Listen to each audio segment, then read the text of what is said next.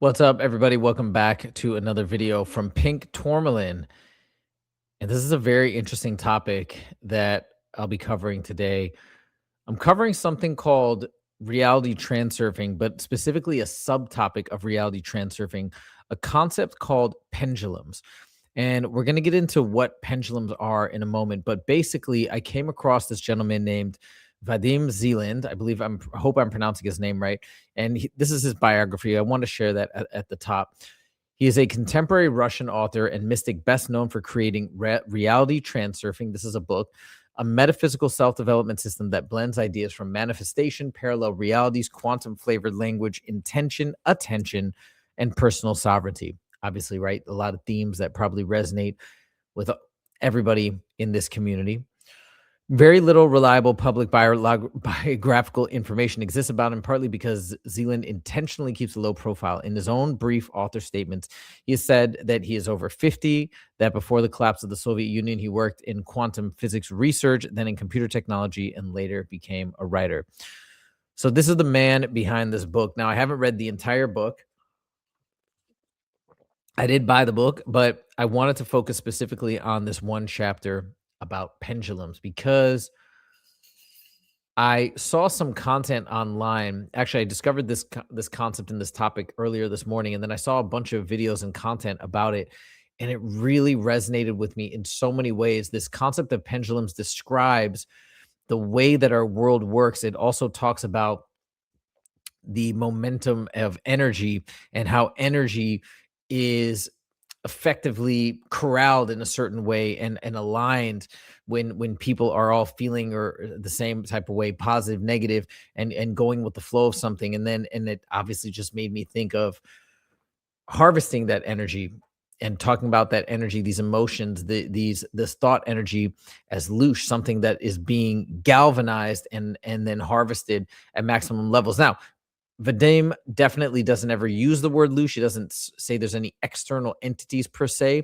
that are extracting this energy, but the themes just resonated so much that I felt as though it was really important to talk about this and share this concept, even though it may not be directly asserted the connection, but it does seem implied or implicit in the material. And on top of that, lastly, I think there's just a lot of beautiful advice in this book in terms of unplugging from these pendulums, whether it is to stifle the system of maximizing energy or loose generation, or simply to lead a happy and productive life.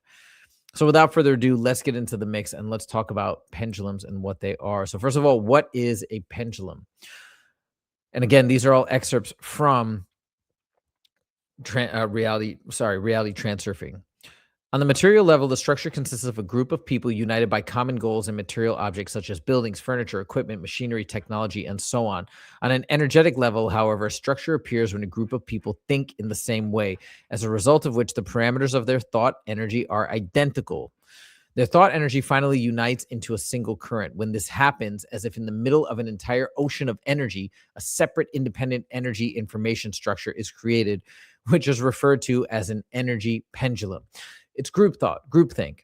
Eventually, this structure begins to live its own life and subjugate to its laws the very people who created it. So what it basically sounds like is it's generally built from individuals, and then the energy converges and then it takes on a life of its own. Reminds me of a corporation, kind of, where people come together and the corporation is just a collection of those people, but then it's as if the corporation becomes its own identity and takes on a life of its own. That's what it feels or sounds like.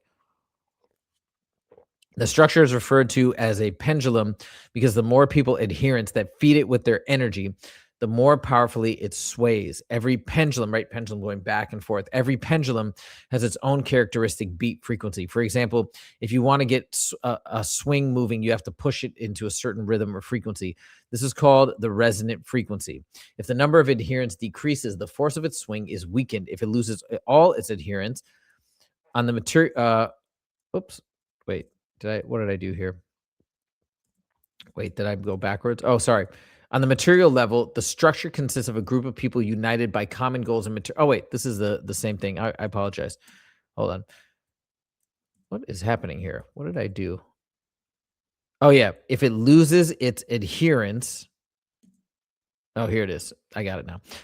If it loses its adherence, the pendulum will stop moving completely and thereby cease to exist as a separate identity. Examples of defunct pendulums are ancient pagan religions, stone tools, ancient weapons, outdated trends of fashion, and vinyl records. In other words, all that once existed but now no longer functions. So they're talking about pagan religions. To me, it reminds me of political parties. It reminds me of supporting specific teams. I'm a Broncos fan. I'm a Lions fan. I mean, all the different group nations.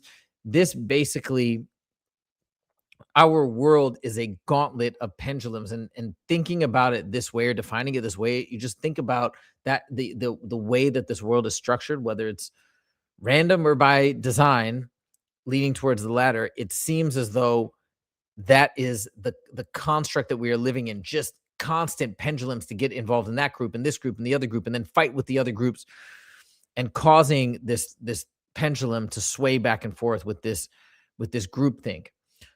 And if you do think about this as a maximization of energy or a galvanizing of this energy, and then you also add on the additional theory that this energy is then being harvested, it kind of makes sense that the world is set up to be like this, that the world is set up for us to gravitate, whether we're in the Democrat side or the Republican side. It doesn't matter. You're on either end of a spectrum that is galvanizing thought energy and swaying things back and forth and possibly maximizing some sort of energy extraction or harvest. It's all about energy. Any pendulum by its nature is inherently destructive. So he basically says, for the most part, he does at the end of this section say that there are some ways to be a part, or to start swinging in a pendulum in a positive way for your well-being, but right here he's saying most of them are destructive. It consumes energy of its adherents and establishes power over them. The pendulum's destructive quality is clearly demonstrated by the fact that it attributes no meaning to the fate of each individual adherent. The purpose of the pendulum is only to get energy from its adherents, whether it is to their personal benefit or not. When a person comes under the influence of a system, they are forced to build their lives in accordance with its laws. Otherwise, the system will chew them up and spit them out. Once under the influence of a destructive pendulum, you can easily end up ruining your entire life. And as a rule, it is difficult to break free without suffering losses. See, when I think about pendulums in the same ways that we just described, whether it's political systems, whether it's allegiances to uh, whatever different groups, it could even be a company. When he said, if I'm thinking about it that way, and he says the purpose is only to get energy from an adherence, and it wants nothing to benefit them whatsoever, that may be the case. However, but I do think people I'm not saying they should stick in a lot of these pendulums or whatnot, but it doesn't mean that people don't get benefits. For example, you work at a company, you get paid, and maybe eventually you fall the line and you get dismissed from that company, and your thoughts or your belief systems change, or are no longer in they're no longer in rhythm or in sync with that entity. But I think that to say they're okay, maybe not all destructive, but at some core level, foundational level, perhaps destructive and negative towards us. Now he talks about how they lure adherents. The pendulum uses sophisticated methods to lure new adherents who fly to it like moths to a flame. How often people are deceived by the pendulum's advertising tricks and move far away from the potential happiness that was so close. Young men leave for the army and lose their lives. Students go to university learning in vain to master a profession that is not really for them. They find work that feels alien but is supposedly prestigious and end up drowning in a swamp of problems, or they join their lives with the stranger only to regret it. Man, all of this speaks to me so much, in the sense that some of these things I've fallen victim to, some of these things that I knew weren't right for me, because I do live a bit of a life off the beaten path nowadays. But yeah, some of these things that I almost fell victim to, that I just didn't feel right for me, but got so much pressure from people in my family or around me, and just didn't fall in line with these same with these same rhythms, with these same pendulums. And so it just really resonates with me, especially when it's talking about this idea of getting people away from potential happiness.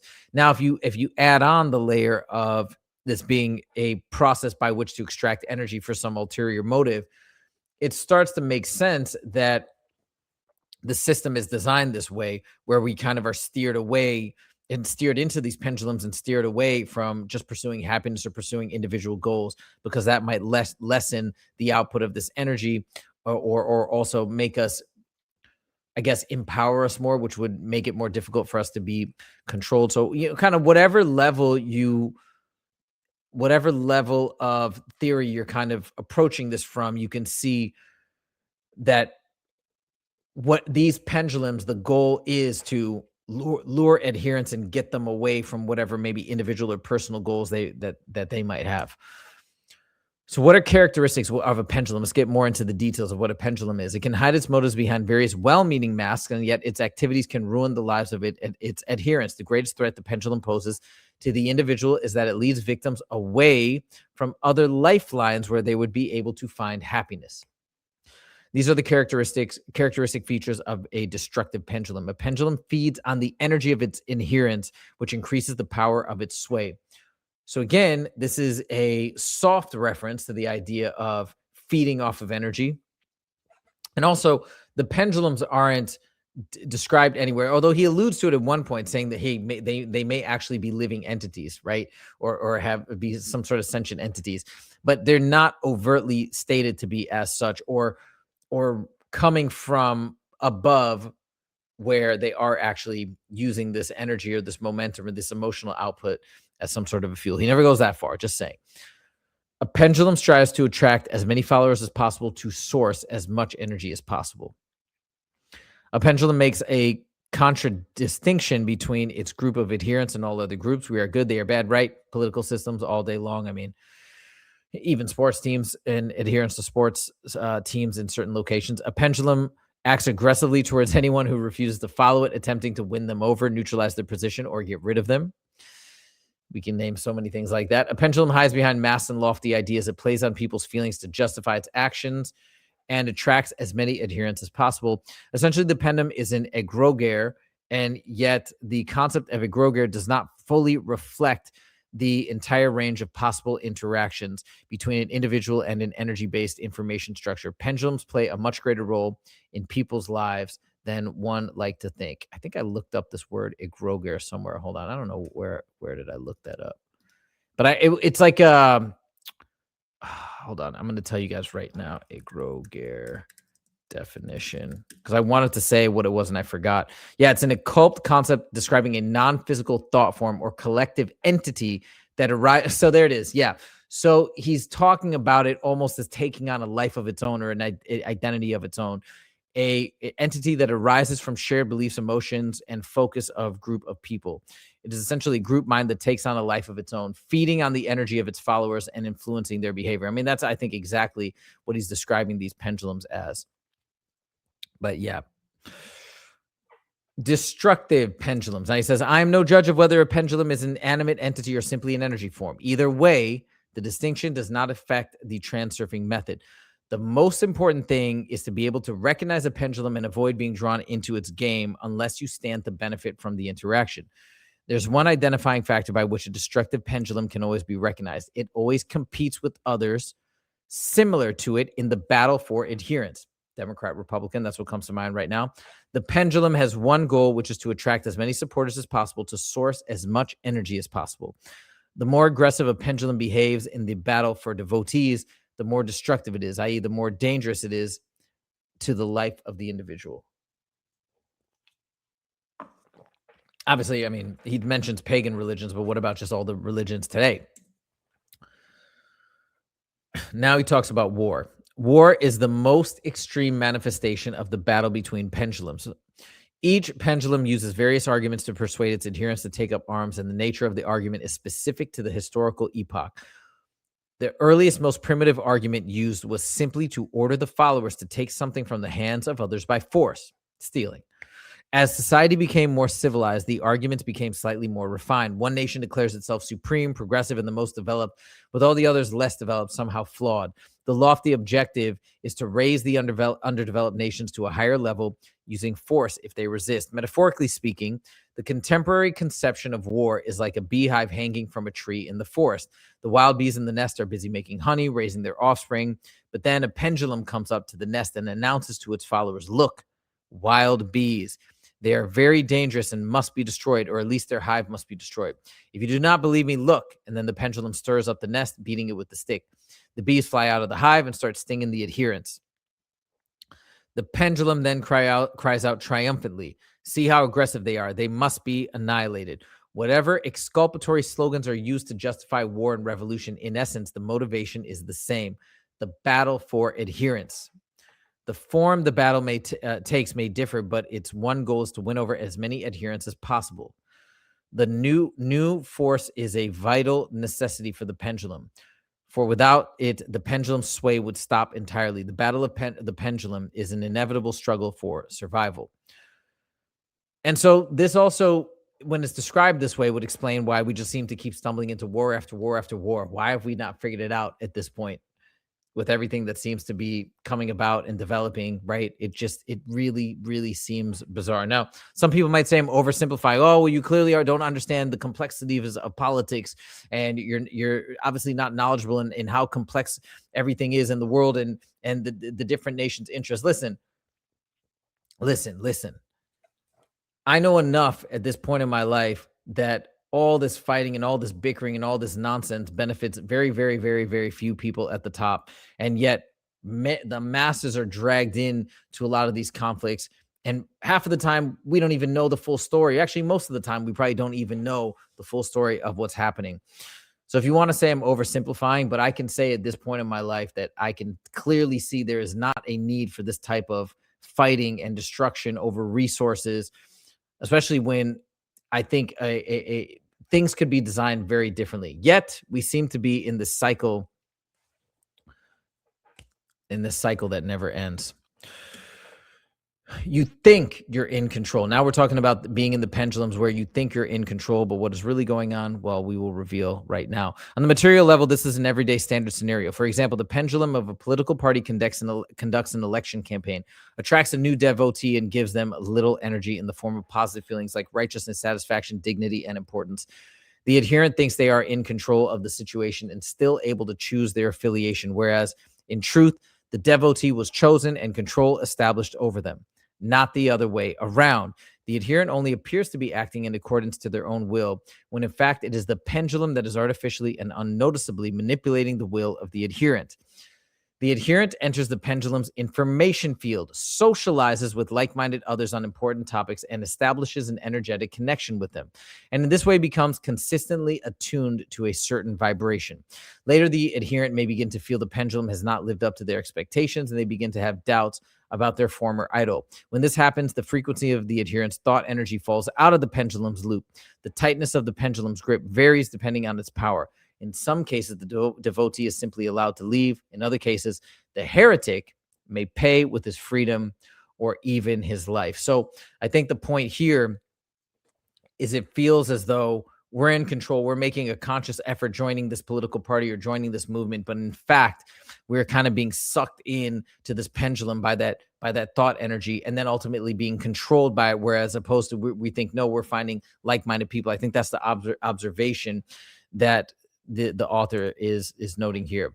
This is a very interesting point too, and I think so many of us that have unplugged and disconnected from news and politics and all these garbage sources of negative energy, we recognize this long ago, that it just doesn't seem to matter which side. It's just always they're gonna be fighting, and both sides are gonna feel that they're right. Why is that? I mean, only one side can really, right? What argument in these things can really be right? How is it that it always seems bifurcated and divided? It's a product of some sort of, I think, manipulation on high, also a focus on these little micro issues and ignoring all the macro issues where both sides do generally agree. But no, we're going to focus on the one little areas where we disagree vehemently, and we're just going to focus on that and hammer each other's side and say how bad they are or how good we are, or whatever it is. But ultimately, what he's pointing out here is just to unplug. And as I mentioned, I think a lot of us will agree with this. A lot of us in this community will agree with the sentiment, because which side, it doesn't matter. It's not about picking the right side. It's about not picking a side, because ultimately picking a side gets you back in the swing of the pendulum and gets this energy thing moving, gets you right into their game. The individual gives their energy to the pendulum when their thought energy is radiating at the same resonance frequency. A person does not have to be consciously sending thoughts to benefit the pendulum.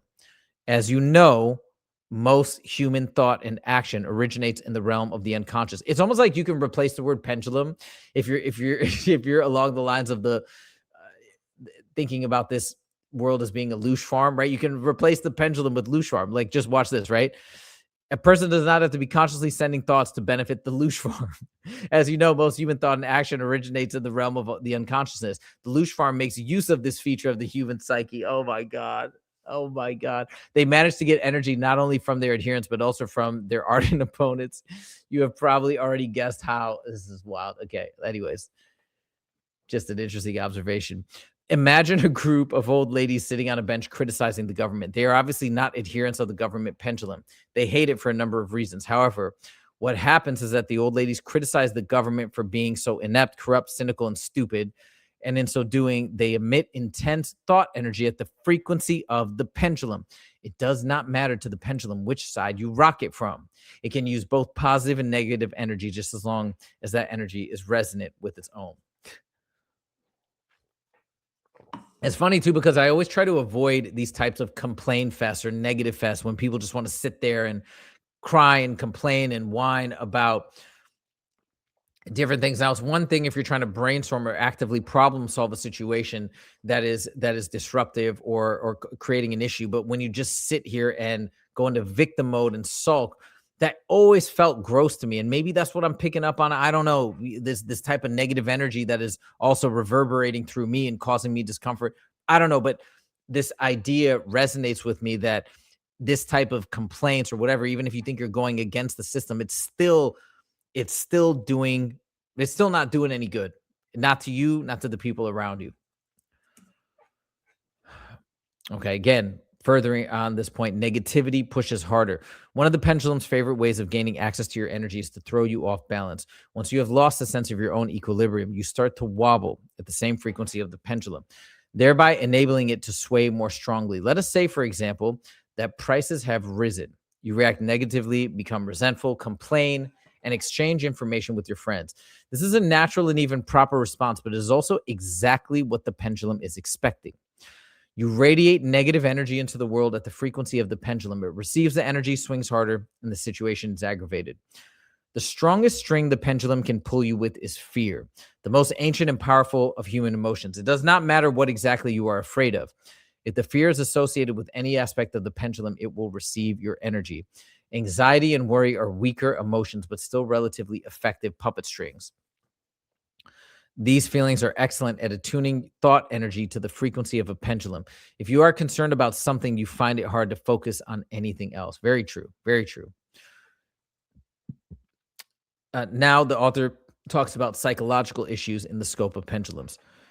It is also worth mentioning that the various psychological complexes people have. This is stuff that I need to pay attention to for myself. In the case of an inferiority complex, the thoughts people have are, I'm not good looking. I have no skills or talents. I'm not intelligent or sharp enough. I don't know how to communicate with people. I'm not worthy. In the case of a guilt complex, the thoughts are, I've done something wrong, man. This is something I suffer from all the time, all the time. Everyone is judging me. I must carry my cross. I'm the warrior. In the warrior complex, the thoughts go along the line of, I have to be cool, declare war on myself and all around me.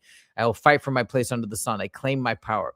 The thoughts of someone with the truth lover complex go along the lines of, I'll prove at any cost that I am right and prove to others that they are wrong. I know people like this. I mean, I probably suffer from this to some extent too. Like, I think we all, to some extent, want to be right. I know people really high on the spectrum on this end. These and other complexes are the personal keys to the energy of different individuals. The pendulum strikes a chord and begins intensely draining that person's energy. So these are all things that we got to be mindful of, even if we're unplugged from these sort of group think pendulums. The list of strings the pendulum uses to control its puppet goes on: justice, pride, ambition, honor, love, hate, greed, generosity, curiosity, interest, hunger, and the other feelings and needs. Feelings and interests allow a person's thoughts to be directed in a certain way. If a theme evokes neither interest nor emotion, then it is very difficult to focus on. Pendulums won't wound a person's feelings or play on their needs in order to capture a flow of thought energy. the destructive nature of pendulums, that the provocative information, so they're talking about information coming in and being provocative, is annoying or frightening. It touches a chord in a person's soul. Then their mental energy is captured in the pendulum's loop, and the person is attuned to the resonance frequency. Events then unfold fairly predictably. The person gets angry, worried, and afraid, expresses their upset in an agitated fashion, and in general actively radiates energy at that frequency of the destructive pendulum. Not all the negative energy is harvested by the pendulum. Some of it radiates out to sectors in the alternatives space that correspond to the quality of the person's thought energy, which facilitates a shift to a lifeline, where what that person would rather avoid is to be found in excess. If you remember, when a person's thought energy is attuned to a certain frequency, they shift to a corresponding lifeline. A pendulum ensnares a person's thought energy, holding it at a certain frequency. This is what is so destructive about the role of a pendulum. So, a lot of things to take from this. So, number one, it's this idea of the negative energy almost ensnaring us and then leading us down a road to be to have more destructive things happen to us and to have more negativity in our lives, which, whether you're just trying to live life to your fullest or you're trying to reduce the output of negative energy, either way, you want to avoid this. So this is really important to remember. The other thing that I think is a theme throughout this book, at least from what I've read thus far, is we are in control of our fate and our destiny. Contrary to what some people might think with the idea of fate, or with the idea that is discussed in Journey of Souls, where you have this whole life staging area and you kind of know what your life is going to be like from A to Z, and these certain things are going to be part of the plan. I'm in line with this idea. I do think that that's a disempowering idea, that everything is laid out and we can't really affect things with free will. In fact, I don't even think that's true. I think that's a manipulation that is fed into us during that life planning stage. And we're given these subliminal messages of what to expect in life. And then that kind of programs us to lead a particular life. But I don't think that's true. I think that actually is just trying to mask our power. I do think we can, in this way, transurf reality, which I think is the theme of this book. And we have to remember that. We have to remember how much power we have. And we're going to get to the idea of how much power we can truly have when we don't fall victim to these pendulums. That's going to come later on in this video. Okay. Next, your fears will find you. This is an interesting thing too. The same idea, like attracts like, or whatever you're thinking, whatever you're putting out will come back to you. And I think this is a great thing to remember. If you don't want these fears coming to you, because I think most of us don't, everywhere you are pursued by exactly the very thing you do not want, that you fear, hate, or despise. There may be other things that you would like to also avoid, but because you are not investing any negative emotion into them, they do not appear in your life. Once you let the thing you do not want into your life, associate feelings of hostility with it, and indulge in those feelings, it will instantly become a physical reality within your life layer. And this is something I got to work on big time too, right? Not focusing on certain negative things that I dislike or don't want around me. Just let it be, let it go. The only way to eliminate the things you do not want from your life is to break free from the influence of the pendulum that has seized your thought energy. And from then on, avoid responding to its provocation or getting pulled into its game. You can free yourself from a pendulum, its influence, in two ways: by defeating it or stopping its sway. And we're going to look at how that can be done next. Okay. This theme right here: don't play the game. Don't get into politics. Don't do this. Don't do that. This is a theme that also comes out with Howdy Mikowski in his book, Exit the Cave, which I thought this was very interesting. Trying to battle with the pendulum is futile. As was explained above, when you battle with a pendulum, you just end up supplying it with energy. The first and foremost important condition for successfully defeating a pendulum is to refuse to get into conflict with it. Disengage. Firstly, the more actively you try to fight off pendulums that get you down, the more they will pressure you. You can repeat endlessly, "Leave me alone, get away from me," and think you are fighting them off. But actually, you're just providing them with energy, making them cling to you even more. Secondly, you do not have the right to judge or change anything. Everything you see and experience should be accepted.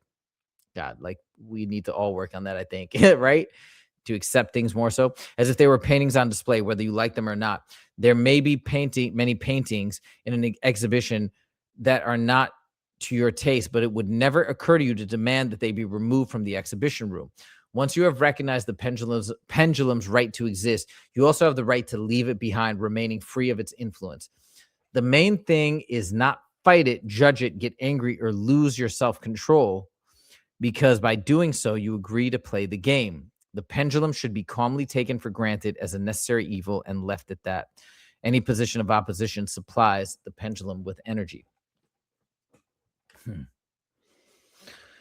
Oh, it's a lot to unpack there and a lot to process. But I mean, I think we all get the overarching theme, which is disengage by jumping in and saying, "Oh, I'm going to fix this. I'm going to fight the system, and I'm going to go for it." And I know that sounds terrible. That sounds like I am to some extent advocating for a lack of activity. And obviously, I'm sure there are lots of exceptions to this in the sense of, no, I want to go out and help people right now that are out in front of my house that need help. Like, yeah, go and do that. I'm not saying to just be completely inactive, but in some of these manufactured pendulums that kind of sway back and forth, of these systems that seem to just like never get fixed, never get resolved. There's probably some reason as to why this keeps happening generation over generation. You just kind of keep getting into this battle back and forth, and nobody ends up winning, and everybody keeps being mad at each other.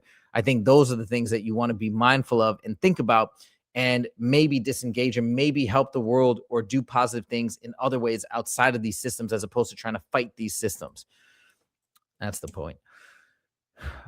Now, he says here, ignore it, but don't avoid it. This is, I think, an important distinction with things that are affecting you negatively. It does not matter whether you love or hate. If your thoughts are latched onto an object of your emotions, your thought energy will be attuned to a certain frequency, and you'll end up caught by a pendulum and transferred to a corresponding lifeline where the object of your fixation is present in abundance. If you want to eradicate something from your life, all you have to do is stop thinking about it, pass it by with indifference, and it will disappear. To eliminate something, ignore it, but do not avoid it. There is a difference. When you avoid something, it means you have let it into your personal space, but are now actively trying to get rid of it. Man, I know the difference. And yeah, I'm not always great at certain things that I don't want in my life. I avoid and I don't ignore, right? Because it's still bothering us. It's still something we're thinking about to avoid it. To ignore something means not to react to it, and consequently not to experience its presence in your space. Yeah, this is just a whole book, I feel like, for me, the more I'm reading it. Okay, dealing with negative people. If somebody's getting to you, see whether the model of the destructive pendulum fits that person. It will probably be a perfect match. If you cannot deal with the situation, choose not to react to provocation. Ignore the person totally, because whilst they're getting your energy, they will not leave you alone. When you get into a conflict with someone or hate them in passive silence, you are directly giving them your energy. To stop giving away your energy means to stop thinking about them altogether, to erase from your mind. When you can say to yourself, they're not worth it, and really mean it, that person will disappear. Man, oh man.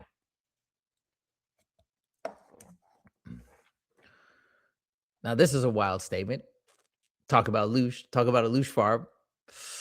Oh boy. Of course, it is difficult to control yourself at moments when what you really want to do is vent your anger and have a good rant. At these times, it is hardest of all to remember that a pendulum is behind it all, trying to incite a response so that it can draw on your energy. Do not respond to provocation. The pendulum is like a vampire that exploits the anesthetic of your habit of responding negatively. Even now, despite having just read these lines, you could express your irritation if you were distracted by an unwanted telephone call. If you set yourself the goal of remembering until it becomes habit, you will gradually work up immunity to the provocation of pendulums. The pendulum is a vampire, right? It's just the overlaps are crazy. The overlaps are crazy. Now, this is an interesting thing. You might see this and say, hey, he's maybe saying don't react inappropriately. No, he's encouraging reacting inappropriately, but in a very particular way to disengage from these pendulums. Earlier, we said that the habit of reacting negatively to unpleasant circumstances triggers the pendulum's mechanism for capturing thought energy. This habit will fade if you decide to play your own game in which you deliberately substitute negative emotion with positive emotion.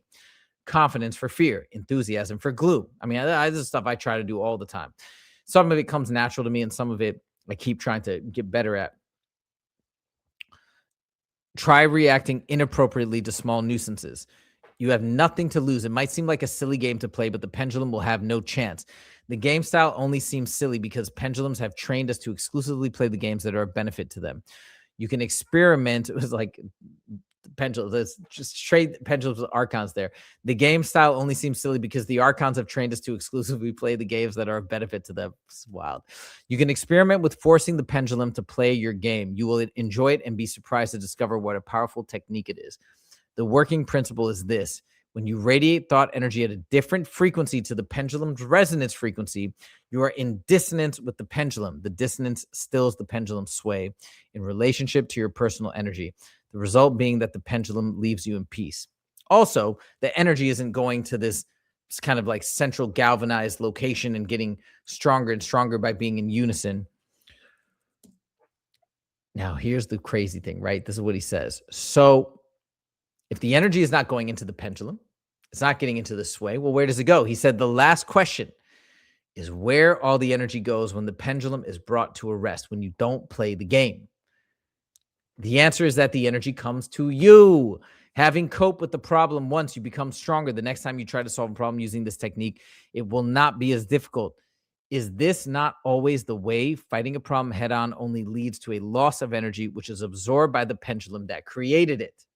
So this is how you stop that system, that loop, that cycle. And if we take it in the context of Loosh extraction or energy extraction, okay, and you don't have to take it in that context either way, you should be doing the same thing. But this is effectively, I feel like, advice or guidance on how to stop the system, how to stop the harvest, taking back control, taking back power. Okay, 2 more slides. The way to avoid, and this is another piece of great advice, remain detached. The way to avoid getting caught in the pendulum snare is to keep whatever problem you're dealing with in perspective and remain aware of the pendulum's intent to trick you into playing its game. Rent yourself out and be detached. Look at the situation as if you had no emotional attachment. Act as you normally would, but remain observant. Don't play the game. Remember that the pendulum wants you to take you by the hand and lead you into a complex labyrinth. Do not let the problem get a hold on you, scare, worry, or confuse you. Just remember that there is always a straightforward solution to every problem. Do not accept the complicated interpretation projected by the pendulum. Okay.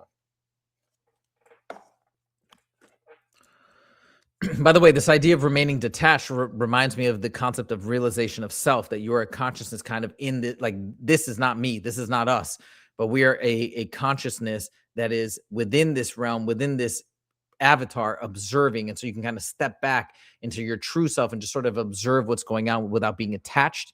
I think this is one way, again, to step out from the pendulum. And we end on this, a positive note: the key to freedom. Your freedom lies in being free from the pendulums of others. There are pendulums, however, that can be of use to you, and these are your personal pendulums. It is essential to recognize the goals that you have been conditioned to chase after, which in fact leads you further away from your lifeline of happiness. So get rid of those conditioned goals, right? From society, from parents, from whatever, wherever they may come. The task is then to remain free and choose those lifelines on which true success and happiness await for you. Pendulums do not necessarily have to represent something detrimental as long as a person is self-aware. It is never possible to be completely free of pendulums. Makes me feel better because I know I'm in some pendulums for sure. I do love mixed martial arts. I love pickleball. Is pickleball a pendulum? I don't know. It might be to some extent, depending on how you play the game and how you let it affect you, I suppose. The question is how to avoid being oppressed by a pendulum's influence so that you can consciously work them in favor of your own purpose. Transurfing offers the specific tools needed to achieve this. Even though it is not possible to free yourself from the phenomenon of pendulums completely, it is not entirely necessary that you do so. On the contrary, at the end of the day, it is pendulums that turn dreams into reality. So it's like using that momentum and shifting the game to work for you, not the other way around. There are just so many beautiful things in this book, even though it's not necessarily exactly tied to a lot of the concepts that I've been exploring in terms of the soul trap, Loosh farms, sovereignty, but they all relate, right? They all relate. And this to me is a self-guided, at least section of this book. I imagine the rest of the book is kind of geared the same way though, but this is a guide or a key to unlocking yourself from these chains and achieving, maybe in this life and beyond, true freedom and really going for what you want and liberating yourself, and stop feeding into this energy cycle, whatever you think that energy cycle may be. So without further ado, we come to the end of this video. That's all I got for you guys. Very, very, very fascinating stuff. Let me know your thoughts in the comments. What do you guys think of this topic? How do you guys think it ties into the broader scope and the broader theme of what is the purpose of this life? What is really happening on this planet? And what do we need to be doing about it? Let me know your thoughts. Thank you guys so much for joining. We'll see you in the next video. Take it easy.